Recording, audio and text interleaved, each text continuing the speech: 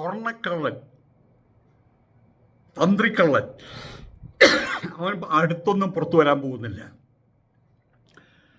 ഒരു കേസിനാണ് പിടിച്ച് അകത്തിട്ടിട്ടുള്ളത്. രണ്ടാമത്തെ കേസായി. മൂന്നാമത്തെ കേസ് വാജിവാഹനം കട്ടുകൊണ്ടിട്ട് അവിടെ കൊണ്ട് പൂത്തിവെച്ചത് പിടിച്ചിട്ടുണ്ട്. ആ കേസ് വേറെ. കൊണ്ടുപോയത് സ്വർണം പൂശിയതാ, പഞ്ചലോക നിർമ്മിത 11 കിലോ, 5 കോടി മുതൽ 10 കോടി വരെയുള്ള ആ അളവിലാണ് അതിൻ്റെ വില. ഇനി കിട്ടുമ്പോഴത് ഓടായിട്ട് മാറും ദൈവത്തിനറിയാം. കൊണ്ടുപോകുമ്പോൾ പഞ്ചലോക നിർമ്മിതാണ്, സ്വർണ്ണപ്പാളി വെച്ചതാണ്.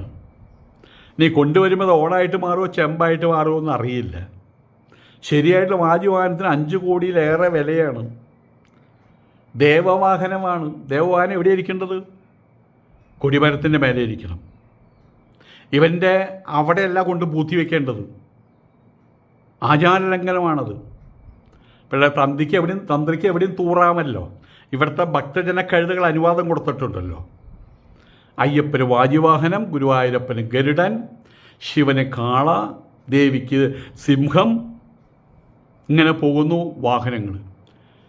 അത് കൊടിമരത്തിൻ്റെ മേലെ തന്നെ ഇരിക്കണം. വീട്ടിൽ കൊണ്ട് പൂഴ്ത്തിയത് ലക്ഷ്യം മറ്റൊന്നുമല്ല, ഉടച്ചു വിറ്റ് വിൽക്കാൻ വേണ്ടിയിട്ട്. ആചാരലംഘനം തന്നെ. അതിൻ്റെ പേരിൽ ഇപ്പോൾ കേസായിട്ടുണ്ട്. പുറത്ത് വരില്ല കേട്ട, അടുത്തൊന്നും പുറത്ത് വരില്ല കേട്ട ഇവൻ.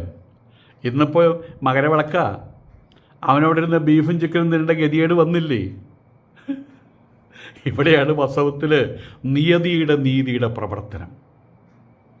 പ്രകൃതിക്കൊരു സിസ്റ്റമുണ്ട്, അതാണ് ഇവിടെ കാണുന്നത്. അത് തന്നെയാണ് അയ്യപ്പൻ. ആ ഒരു കണക്ക് ചേർത്തുകൊണ്ട് നമുക്ക് വിളിക്കാം, സ്വാമിയേ ശരണമയ്യപ്പ.